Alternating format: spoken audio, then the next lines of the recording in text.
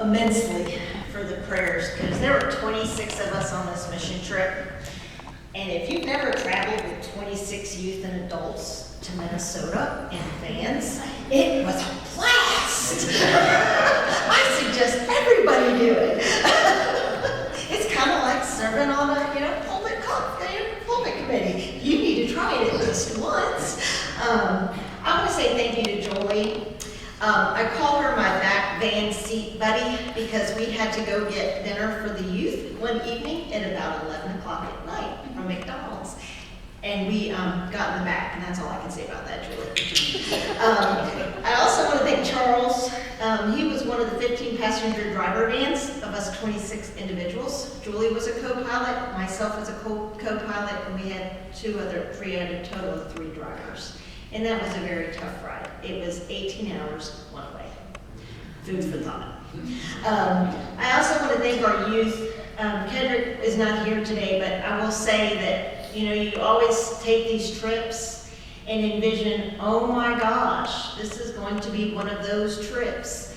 No, it was a blessing. And the older I get, the more I am blessed. And I've always said the older I get, the more memories I make. I got to make a lot of memories with our youth. One in particular special to my heart is my dog. This is my last mission trip with her this year. And hats off to you, Rachel. I love you. Gonna miss you. But these youth, I got to see God through them. You always say there's no kids in this church, and that breaks my heart. There are children in this church.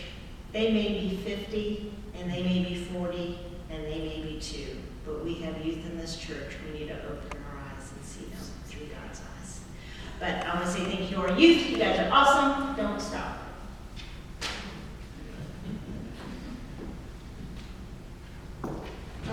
This was my 3rd mission trip, and it was the first one that I got to work with kids. And so that was very important to me. My group, I had Jason as my leader, and the first day we were at Kids Club, and that was just a whole experience by itself. We got there, it was very hot, and we were at this playground. We're just chilling out right now. We went to go pick up kids. We drove to their area, picked them up, drove them back to the school, and we just hung out with them all day. We played games. We did things like Spud and Sharks and Minnows on land, just different, but it was. But these kids were different, and it was just, it meant a lot to me to be able to play with them and just love them. And our next day we spent cleaning lockers because it was raining that day. And it's the custodians, they were 2 of them, I think, and they did a lot of work for the schools. And we got to help them out. We cleaned the walls, the tables, the locker rooms, and the lockers. And the 4th day we got to paint the playground that the kids were playing on, and also pick up trash. And there's these little things help the community out so much, and it meant a lot to be able to do them and help them out.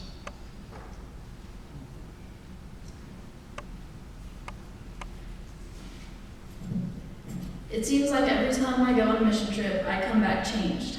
This trip especially, I feel like my faith is stronger than ever. Shortly after we arrived at the Youth Work site in Minnesota, Amy Kesterson showed me my group I would be working with throughout the week.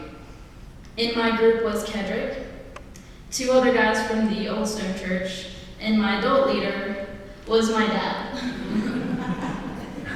We also got to work with several people from Illinois, and I'm now friends with them. For our first 2 days, we painted a playground that was right beside a school. Even if it seemed like there was more paint on me than the playground, we managed to paint a pretty big portion. For the last 2 days of the mission trip, we got to play with some kids from the Indian Reservation, kind of like Rachel Feldhake did. I got really close with a few kids, Naya, Sky, and Chance. They live in a house that doesn't have water. They rarely wear shoes, and they're the sweetest kids I know. Between these kids' hugs and high fives, and all our times of worship, and all the great people I had the opportunity to be around, I have come to the conclusion that this was an amazing last mission trip. I could not be more thankful for you all and all that you have done for me.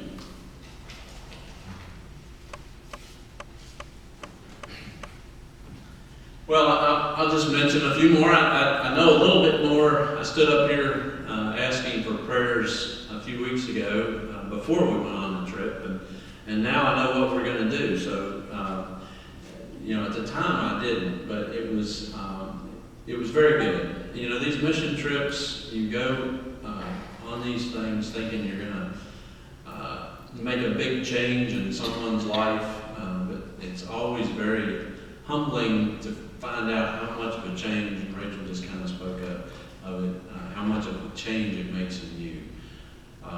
And it's why you do it. You meet people each time, each trip. There are people, whether it's in DC or Houston last year, there are people that stick out in my memory that I'll always remember. And that's an important part of this mission work that we do, and that God sends us on, that you pray for us to make a difference, and it's made a difference in each one of us. And Darlene spoke a little bit to it. The fact that, not just here, but everywhere we worry about the future of our church and that there's, this church is getting smaller, and it is. But you go on these trips and you're with 20 youth that is the future of our church, and there's an optimism, and God's not done with us. He's not done with the church, and it's empowering to see that at work. So thank you for your prayers, and I think I've started to get my sleep back from a week on, so it's good.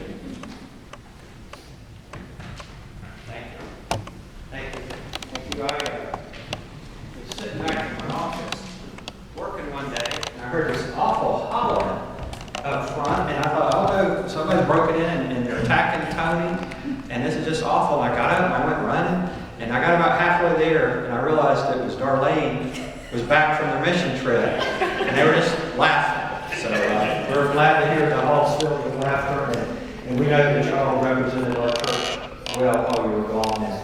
And as you recall, we commissioned you to do that and represented Christ to those people as well, with a lot of laughter and joy and fun and hard work. And so we thank y'all for everything you did on that trip.